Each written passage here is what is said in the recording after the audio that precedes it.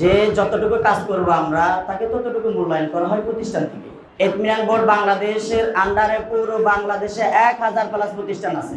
ইনশাআল্লাহ আমরা ইতমিনান বোর্ড বাংলাদেশ এমন ভাবে কাজ করতেছে, আগামী 1 বছরের মধ্যে পুরো বাংলাদেশে আনাচে কানাচে ইনশাআল্লাহ দাওয়াত পৌঁছে যাবে। মাদ্রাসার পক্ষ থেকে, কর্তৃপক্ষ থেকে যদি কোনো দায়িত্ব আসে বাথরুম পরিষ্কার করতে, এটারে মনে করবেন আপনি বুখারী শরীফ পড়াইতেছেন, তাহলে দেখবেন যে আল্লাহর রহমত নুসরত সব কিছু আসবে। আসসালামু আলাইকুম ওয়া রাহমাতুল্লাহি ওয়া বারাকাতুহু। আলহামদুলিল্লাহ, আমরা আজকে এমন একটা উদ্দেশ্যে আমরা বসছি বা এমন একটা প্রোগ্রামে আমরা আসছি, যেটা আল্লাহর পক্ষ থেকে কাউকে সম্মানী করা, কাউকে বেইজ্জতি করা বিষয়টা এমন না। যে যতটুকু কাজ করব আমরা তাকে ততটুকু মূল্যায়ন করা হয় প্রতিষ্ঠান থেকে। বা আমরা সবাই বলি যে আমাদের মাদ্রাসায় আবু হুরায়রার 8টা প্রতিষ্ঠান না। মাদ্রাসায় আবু হুরায়রার অঙ্গ প্রতিষ্ঠান ইতমিনান বোর্ড বাংলাদেশ।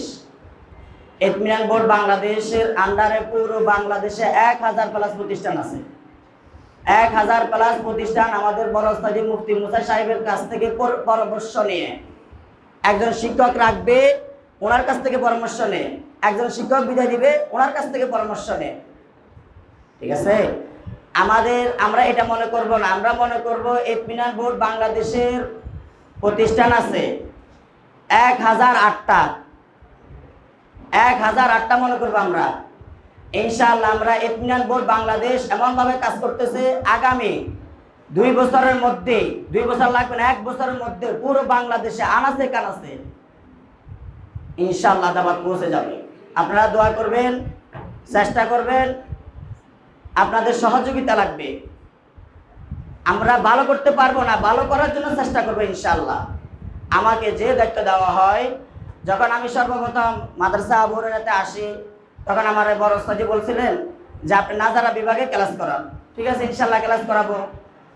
এরপর আমি আসছি আগস্টে আসছি।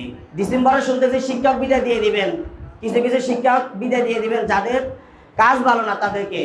পরবর্তীতে আমি বড় উস্তাদের কাছ থেকে বললাম যে উস্তাদজি, মাদ্রাসার পক্ষ থেকে আপনি যদি আমাকে বলেন যে 8টা শাখা, ওই সময় 7টা শাখা ছিল, আলমডোর শাখা ছিল না, 7টা শাখা যদি আমাকে বলেন যে বাথরুম সবগুলো পরিষ্কার করতে হবে, তাও আমি রাজি আছি। তবে আমি আপনার আন্ডারে থাকবো, আপনার কাছেই থাকবো।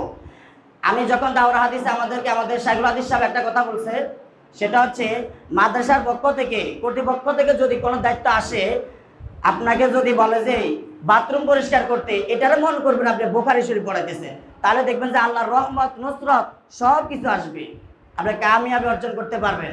এখন আমরা কি করি, আমরা যদি দায়িত্ব যদি বলে যে আমরা এই দায়িত্বটা দিন, তাহলে কিন্তু আমরা হালাক হয়ে যাব।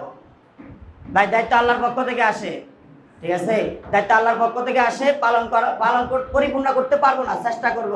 নিজেকে যখন আপনি বিলীন করিয়ে দিবেন, তখন দেখবেন যে আল্লাহর রহমত নুসরত বরকত সব কিছু আসবে ইনশাআল্লাহ। ঠিক আছে, তাই সর্বশেষ কথা হচ্ছে, আমরা ভাই মাদ্রাসার কর্তৃপক্ষ থেকে যে আমাকে যে দায়িত্ব দেওয়া হয়েছে, আমি চেষ্টা করব এটা পরিপূর্ণভাবে আদায় করার জন্য। আর হচ্ছে আমরা নিজেকে বিলীন করিয়ে দিব, যে মাদ্রাসার দুনিয়ার লাইনে নিজেকে বিলীন করিয়ে দিবে সে দুনিয়া পাবে, যা আখিরাতের লাইনে নিজেকে বিলীন করিয়ে দিবে সে আখিরাত পাবে। আপনি এখানে মাদ্রাসা আবু হুরায়রাতে যদি আপনি 3 বছর খেদমত করা লাগবে না ভাই, 3 বছর খেদমত করা লাগবে না। আমরা পুরো বাংলাদেশব্যাপী আমরা কাজ করতেছি, বাংলাদেশের আনাচে কানাচে আমাদের দাওয়াত পৌঁছে যাচ্ছে। আপনি যদি বলেন যে মুফতি মুসা সাহেব উত্তরবঙ্গে কুড়িগ্রাম, একেবারে উত্তরবঙ্গে তো কুড়িগ্রামে যদি লালমনিরহাটে যদি বলেন যে মুফতি মুসা সাহেবকে চিনেন, সবাই বলবে, আপনাকে 100 জন মানুষ ওখানে রিসিভ করবে যে মুফতি মুসা সাহেবের প্রতিনিধি হিসাবে আপনাকে, মুফতি মুসা সাহেবকে যে সম্মান করে আপনাকে সে সম্মান করবে। তাহলে ভাই আমরা সাইদ দাওয়ালের মধ্যে সীমাবদ্ধ না, আমরা পুরো বাংলাদেশব্যাপী কাজ করতেছি। তা আমরা চেষ্টা করব সবাই একসাথে এগিয়ে যাব। আমরা একই মায়ের সন্তান মনে করি, আমরা সবাই একসাথে এগিয়ে যাব, আল্লাহর রহমত নুসরত আসবে ইনশাআল্লাহ। আল্লাহ পাক রব্বুল আলামিন সর্বপ্রথম আমাকে আমল করার তৌফিক দান করেন, এরপর আমরা সবাই একসাথে আমল করব ইনশাআল্লাহ। আসসালামু আলাইকুম।